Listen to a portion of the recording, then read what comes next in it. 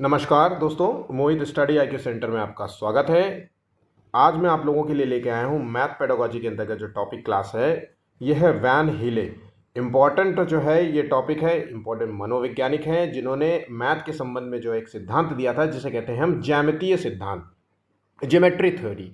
इस जो है थ्योरी के संबंध में सीटेट में आपसे एग्जाम्स में क्वेश्चंस पूछे जाते हैं और 101% जो है क्वेश्चंस पूछे जाने वाला टॉपिक है, इसलिए इस टॉपिक को कंप्लीट देखिएगा। एक बार कंप्लीट जो है देख लीजिए, उसके बाद इस टॉपिक में कोई भी क्वेश्चन आपसे एग्जाम में पूछा जाएगा गलत नहीं होगा, ये मेरी गारंटी है। और जहाँ से 100% क्वेश्चन पूछे जाते हों उन जो है टॉपिक्स को ज़रूर से ज़रूर कवर करा करिए, ठीक है। देखिए सीटेट में बहुत ही आसान रहता है, बस हमें चीज़ें जो है पता नहीं रहती कि कौन से क्वेश्चन इंपॉर्टेंट होते हैं। तो यहाँ पे मैं आपको थ्योरी भी दूंगा और उसके बाद एमसीक्यूज़ भी दूंगा। तो उन एमसीक्यूज़ जो तकरीबन 25 क्वेश्चन हैं, 25 क्वेश्चंस करके आप पूरा का पूरा वैन हीले कंप्लीट कर पाएंगे। तो आइए शुरू करते हैं एक एक क्वेश्चंस। और वीडियो अच्छा लगे तो प्लीज़ वीडियो को लाइक ज़रूर करिएगा। आज का जो वीडियो का टारगेट है वह 40 लाइक्स का। लाइक मोटिवेशन के लिए होता है ताकि मैं आपके लिए इसी प्रकार से डेली नए नए टॉपिक्स पे वीडियो लेकर के आता रहूँगा। और इस वीडियो को ज़्यादा से ज़्यादा दोस्तों तक शेयर कीजिएगा ताकि वो भी इस वीडियो का लाभ ले सके। और चैनल को सब्सक्राइब नहीं किया है तो प्लीज़ चैनल को भी सब्सक्राइब कर लीजिएगा और कमेंट कीजिए। चलिए आइए शुरू करते हैं। ये है क्या? तो वैन हीले देखिए बिल्कुल सीधे सीधे पढ़ेंगे, जैसे एग्जाम्स में क्वेश्चंस पूछे जाते हैं वैसे ही मैंने दिया है। बहुत ही ध्यान से मैंने सिंपल भाषा में समझाने का प्रयास करूंगा। वैन हीले अपने विद्यार्थियों को ज्यामिति में होने वाली कठिनाइयों के बारे में चिंतित थे, इसलिए उन्होंने अपने बच्चों की ज्यामितीय सोच के स्तर को समझने के उद्देश्य से अनुसंधान किया ताकि ये निर्धारित किया जा सके कि किस प्रकार से शिक्षा जो है बच्चों की सबसे अच्छी मददगार। तो वैन हीले ने ज्योमेट्री को समझने के लिए एक थ्योरी दी कि बच्चे ज्योमेट्री को कितनी आसानी से समझ सकते हैं और क्या तरीका है कि ताकि बच्चे ज्योमेट्री को समझ सकें। इस चीज़ के लिए उन्होंने जो है रिसर्च करी और बस यही है, यहाँ पे इतना ही है। तो यहाँ पे किस चीज़ के लिए थ्योरी की बात हो रही है? ज्योमेट्री की बात हो रही है, ज्यामिति की बात हो रही है। और ये किसने सिद्धांत दिया? वैन हीले ने। जैसे पियाजे ने संज्ञानात्मक विकास का सिद्धांत दिया था, चोम्स्की ने जो है भाषा के लिए संबंध में सिद्धांत दिया था, वाइगोस्की ने सामाजिक सांस्कृतिक सिद्धांत दिया था, थॉर्नडाइक ने जो है अधिगम जो है लर्निंग का सिद्धांत दिया था, उसी तरीके से वैन हीले ने मैथ के संदर्भ में अगर हम बात करें तो ज्यामितीय जो है सिद्धांत प्रस्तुत किया था। अब आ जाते हैं कि यहाँ तक इतनी बात थी। अब आ जाते हैं कि इस सिद्धांत के अनुसार ज्योमेट्री में जो है सोच या समझ के 5 स्तर बताए गए। कितने? 5 स्तर। तो आपसे एक क्वेश्चन पूछा जाता है कि इसमें जो है कितने प्रकार के स्तर बताए गए, तो 5 स्तर के नाम अच्छे तरीके से रटे होने चाहिए। और वो एक एक स्तर कौन कौन से, आइए देख लेते हैं। पहला स्तर है जिसे हम कहते हैं दृश्य स्तर। इसमें क्या होता है कि ये छात्र आकृतियों को पहचानते। इसमें क्या होता है, बच्चे सिर्फ केवल आकृतियों को पहचानते हैं लेकिन उनके गुणों को परिभाषित नहीं कर सकते। मतलब सिर्फ केवल आकृति, जैसे ये त्रिभुज है, ये ट्राइंगल है और ये स्क्वायर है, ये वर्ग है, ये रेक्टेंगल है, बस इतना ही जानते हैं। इसके अलावा इसमें क्या है क्या नहीं है, कितने कॉर्नर्स हैं, कितनी रेखाएं होती है, इससे कोई बस चित्र देखा नहीं कि बच्चा बता देगा कि सर ये ट्राइंगल है, जो कि आमतौर पे आप देखते हैं कि पीजी क्लास और एलकेजी क्लास के बच्चों को बताया जाता है। ऐसे पढ़ाते हैं ना कि this is an triangle, this is an circle, है ना। तो ये सारी चीज़ें होती हैं। ट्राइंगल को बता दिया कि ये किस तरीके का दिखता है, तो बेटा ये समोसे के जैसा दिखता है, ऐसा जो भी बता दो, है ना। ये कैसा है, तो ये है सर्कल, ये किस तरीके दिखता है, मम्मी की रोटी गोल गोल की तरह, पापा का पैसा गोल गोल, दादी का लड्डू गोल गोल। तो इस तरीके से बच्चों को पढ़ाया जाता है। तो अगर आपसे क्वेश्चन पूछा जाए किसी भी आकृति के बारे में सिर्फ पहचान होती है तो वो दृश्य पहला वाला है ना, विजुअलाइजेशन कह सकते हैं। उसके बाद आ जाते हैं अगले पॉइंट की ओर, गुणों का विश्लेषण। तो इसमें क्या होता है, विश्लेषण शब्द मतलब एनालिसिस का हो गया। तो यहाँ पे बच्चे जो है गुणों को समझते हैं। अब क्या है, आकृतियों के गुणों को समझते हैं लेकिन इनके बीच को संबंध को नहीं समझते। यहाँ पे परिभाषा नहीं समझते, कोई लेना देना नहीं है। यहाँ पे बच्चा जो है गुण को समझ रहा है लेकिन इनके बीच के संबंध को नहीं समझ रहा है। मतलब जैसे कि ये ट्राइंगल है और ये एक स्क्वायर है, ये दोनों अलग अलग चीज़ हैं लेकिन इन दोनों के बीच में संबंध नहीं जान पाता है ना। जैसे संबंध क्या है कि जैसे इसमें भी 3 भुजाएं होती है, इसमें 4 भुजाएं होती है, लेकिन इन दोनों में भुजाएं जो होती हैं वो बराबर होती हैं। जैसे तीनों भुजाएं बराबर होंगी, इसमें चारों भुजाएं बराबर। तो इस तरीके के संबंध को वो नहीं जान पाते हैं, सिर्फ गुण जानते हैं कि ये ट्राइंगल है और इस ट्रायंगल में 3 जो है रेखा होती है, तो 3 एंगल भी हो सकते हैं, है ना। ये सारी चीज़ें हो सकते हैं, इनके गुण क्या होते हैं, ये तीनों रेखाएं बराबर होती हैं, है ना, और ये सारी चीज़ें होंगी। ठीक, दूसरा पॉइंट समझ गए। तीसरा आ जाता है अनौपचारिक या अमूर्तता का स्तर कह सकते हैं। अनौपचारिक जिसे कहते हैं, इसमें क्या होता है, बच्चा संबंध को समझ लेता है, लेकिन और संबंधों को समझते हैं और आकृतियों को परिभाषित कर सकते हैं। ठीक है, तो इसमें बच्चा संबंध को समझ लेता है, ट्रायंगल और वर्ग इनके बीच के संबंध को वो समझने लग जाता है। अब आ जाते हैं औपचारिक निगमन में क्या होता है, इसमें क्या है, बच्चा सीधे सीधे थ्योरम्स और तार्किक प्रमाण प्रस्तुत करने लगते हैं। तो जो भी आपने पढ़ा है उसके बारे में थ्योरम्स को प्रस्तुत करने लगते हैं, तार्किक प्रमाण देने लगते हैं मैथ के संबंध में, ज्योमेट्री के संबंध में। अब आ जाते हैं कठोरता का स्तर। तो ये जो आखिरी स्तर होता है, इसमें क्या होता है, ये उच्चतम स्तर होता है, जहां गणित के को जो है वो गणितज्ञों की तरह समझते हैं। मतलब अपर क्लास जो होती है ना, सबसे ऊपर वाले, हायर ग्रेजुएशन वाली, उसमें बच्चे जिस तरीके से गुण दिखाते हैं वो कठोरतम 5वां स्तर हो जाता है ना। तो हायर एजुकेशन में इसी तरीके के, या फिर टीचर का जो है, जिस तरीके के वो टीचर प्रोफेशनल हो जाते हैं, उसी तरीके के यहाँ पे गुण जो है बताया जा रहा है। तो आइए एक एक करके चीज़ें देख लेते हैं। हू बहू क्वेश्चन यही पूछेगा, हू बहू लाइन टू लाइन आपको मिल जाएगी, 19-20 का चेंज होगा। बस आपको इन शब्दों को अच्छे तरीके से अपने दिमाग में रट लेना, बिठा लेना है कि अगर दृश्यावलोकन, पहचान, विजुअलाइजेशन या फिर रिकग्निशन शब्द पूछा जाए तो इसका मतलब होता है कि ज्यामितीय अवधारणाओं को समझने का सबसे बुनियादी स्तर माना जाएगा। सबसे बुनियादी मतलब सबसे नीचे वाला पहला स्तर हो गया। बात समझ गए, या 0 स्तर इसे कह सकते हैं।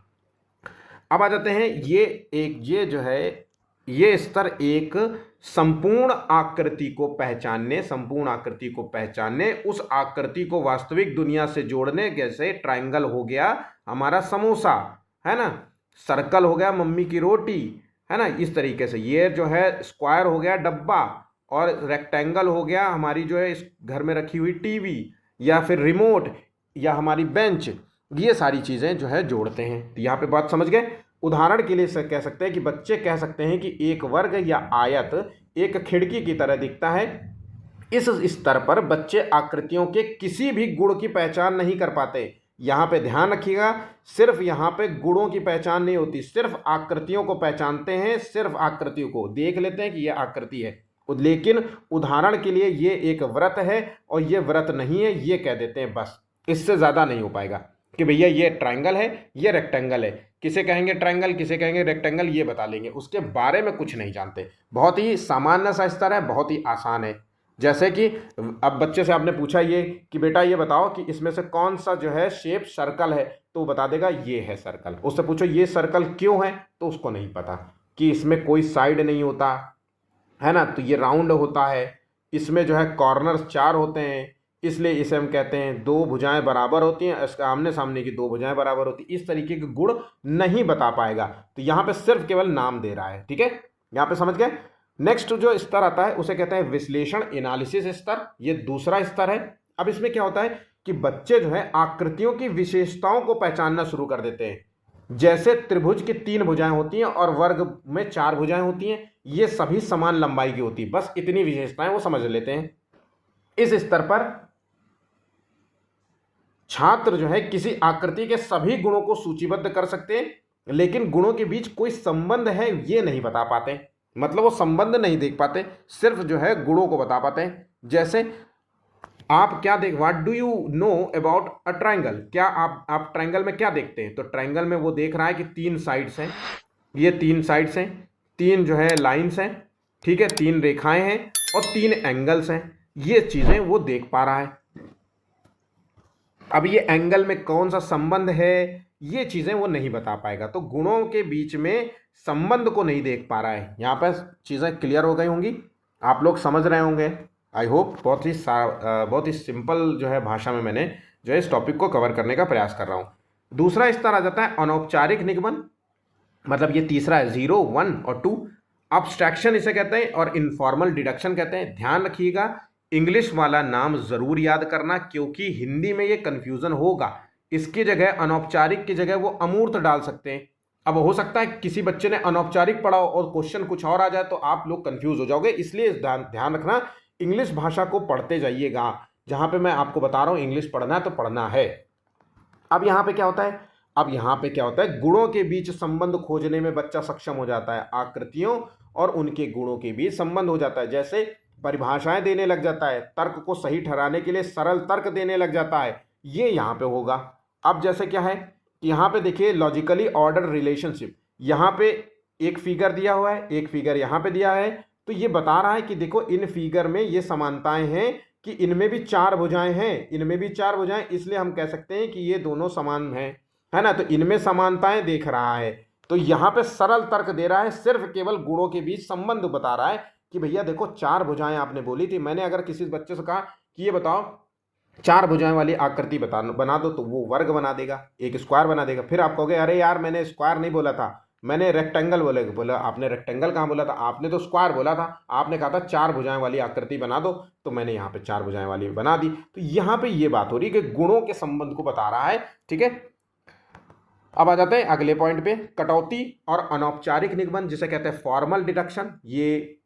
अब ये क्या होता है, ये चौथा वाला स्तर है, मतलब स्तर 3, क्योंकि 0, 1, 2 और 3, ठीक है, तो ऐसे कह सकते हैं कि ये चौथा वाला स्तर है। अब आ जाते हैं, अब इसमें क्या है, तो इस स्तर पर व्यक्ति सामान्यीकरण करने में सक्षम होते हैं और आकृतियों के गुणों का उपयोग करके ये साबित करने में सक्षम होते हैं कि कोई आकृति वास्तव में वही आकृति है। जैसे इस स्तर पर व्यक्ति प्रमाण जो है लिखने, परिभाषाओं की भूमिकाओं को समझने में सक्षम होते हैं, थ्योरम्स को लिखने में सक्षम होते हैं, परिभाषाओं को बताने में सक्षम होते हैं, उन परिभाषाओं में जो जुड़े हुए संबंध होते हैं उनको भी बताने में, समझने में जो है सक्षम होते हैं।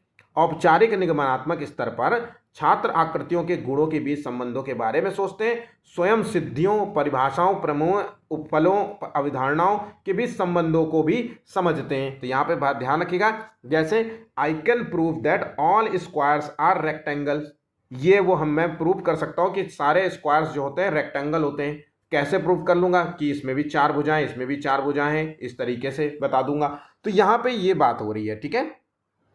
अब आ जाते हैं आखिरी स्तर है, स्तर नंबर 4, कठोरता निगमन स्तर, रिगोर जिसे कहते हैं।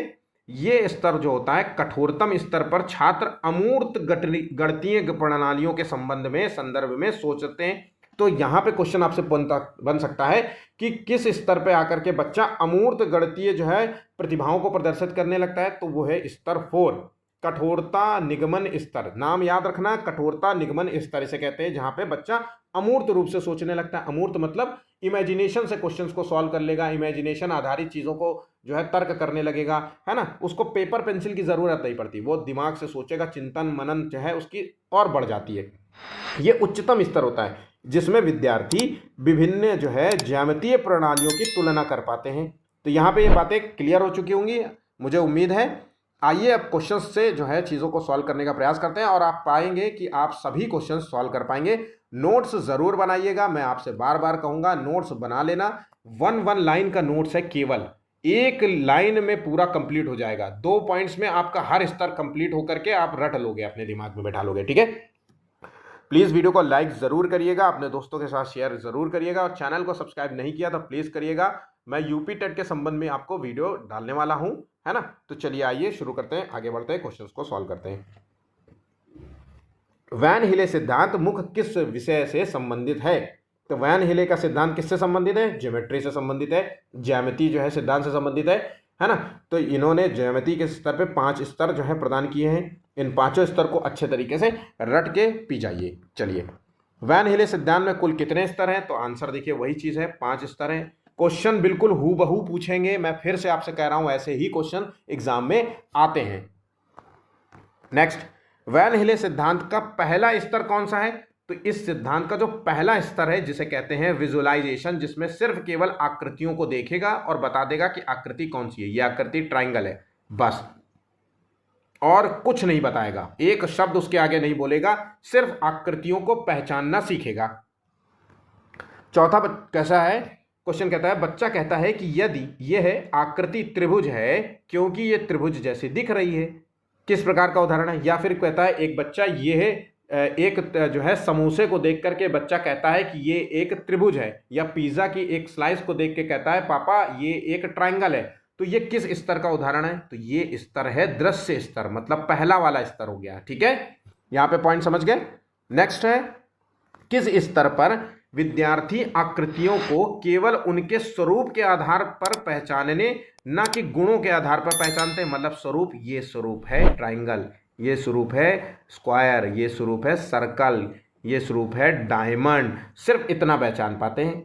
तो यहाँ पे दृश्यात्मक हो गया। देखिए क्वेश्चन बस वैसे ही पूछ रहा है लेकिन भाषा बदल गई।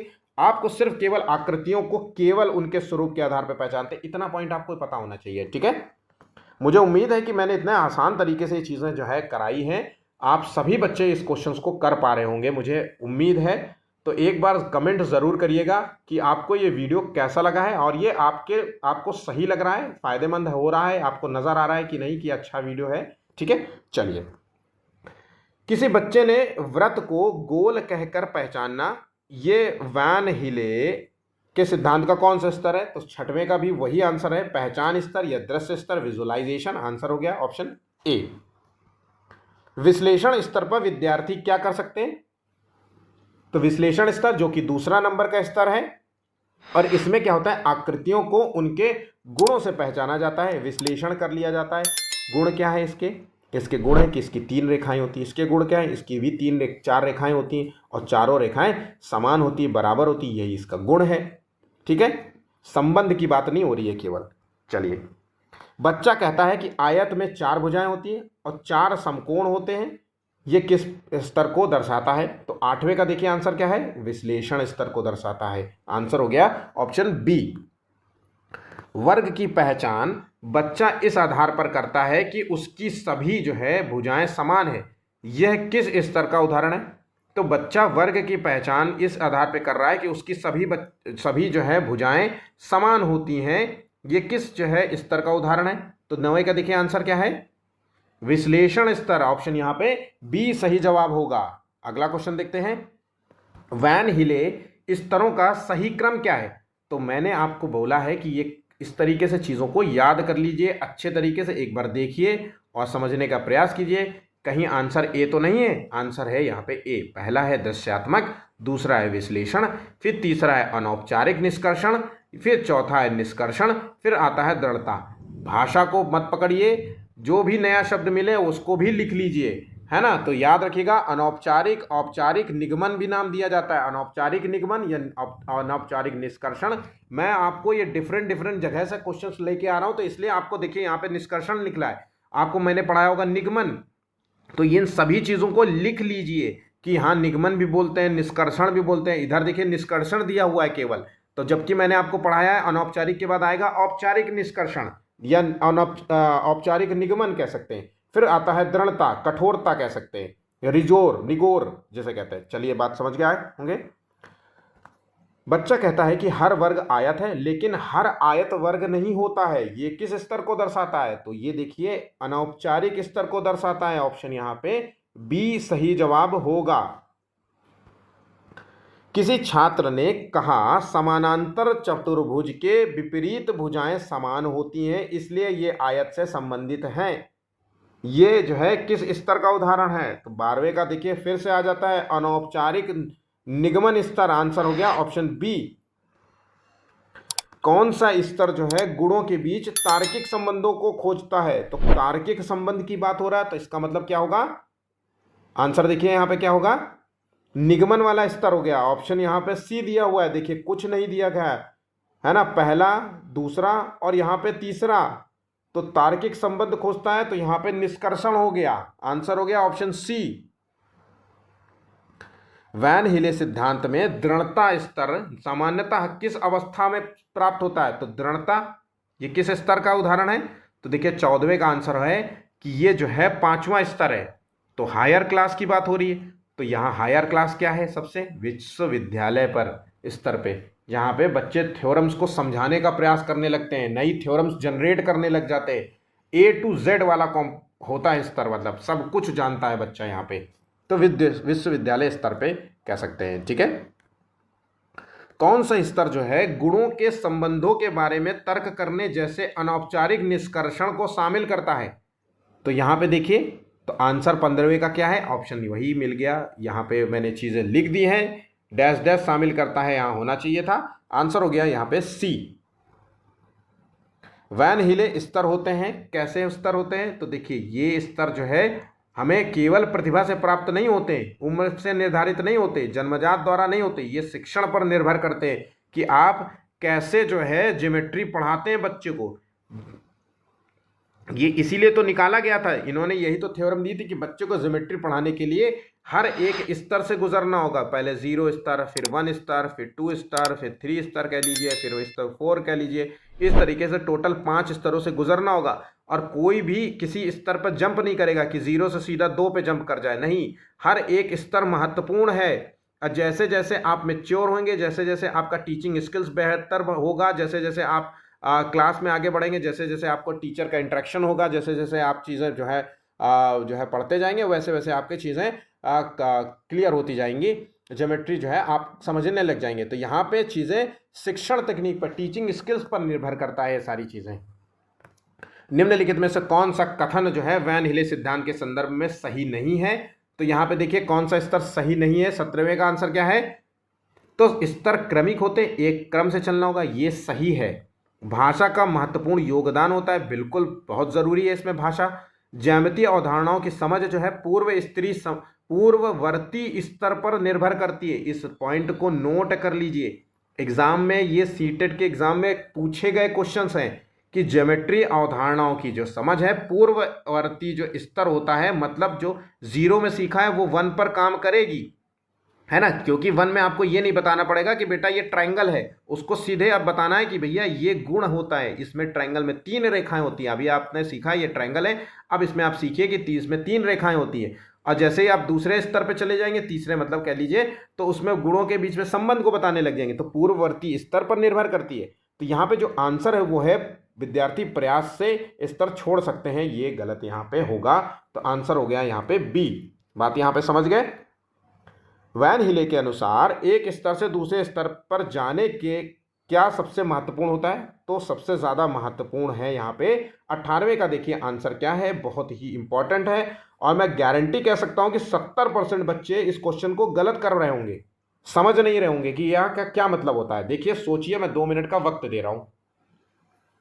तो यहाँ पे जो आंसर है, देखिए रट्टा मारना होगा नहीं, उम्र और परिपक्वता से कोई लेना देना नहीं है। मैंने अभी आपको बताया कि ज्योमेट्री का उम्र, एज और मेच्योरिटी से कोई लेना देना नहीं है कि आप मेच्योर हो गए, बड़े हो गए तो ज्योमेट्री आपको आ जाएगी, है ना। ट्राइंगल और रेक्टेंगल और स्क्वायर, इन सब के बीच में जान जाएंगे कि इसका परिमाप क्या होता है, इसका क्षेत्रफल कैसे निकालते हैं, सब चीज़ें जान जाएंगे, नहीं।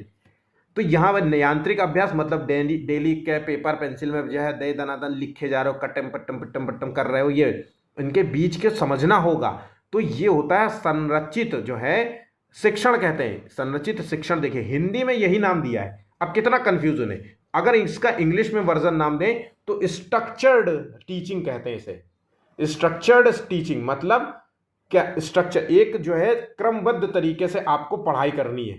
आपको पता होना चाहिए कि आयत क्या होता है, आयत की परिभाषा क्या होती है, वर्ग की परिभाषा क्या होती है ना, वर्ग का परिमाप क्या होता है, वर्ग का क्षेत्रफल क्या होता है, हर एक तरीके से पढ़ना पड़ेगा।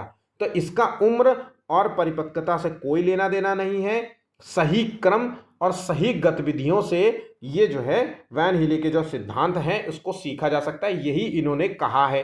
बात समझ गए? तो संरचित जो है हमने जो यहाँ पे नाम लिख के दिया है, नया क्वेश्चन है, कोई भी आपको यह नहीं मिलेगा, ठीक है। तो स्ट्रक्चर्ड टीचिंग इसे कहते हैं, ठीक है। चलिए अगला क्वेश्चन देखते हैं, अब हम आगे बढ़ते हैं।